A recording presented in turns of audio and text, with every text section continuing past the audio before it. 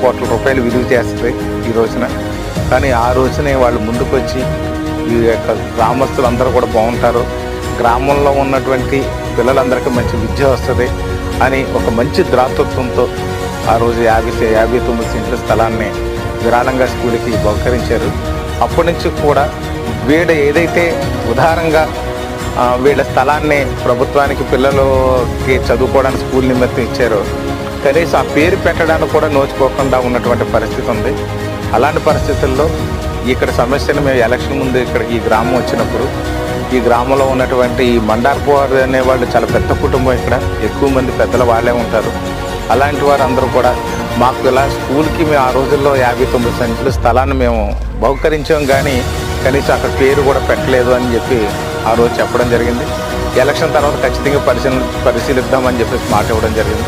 ఆ తర్వాత ఎలక్షన్ అయిన దగ్గర నుంచి కూడా ఈ గ్రామ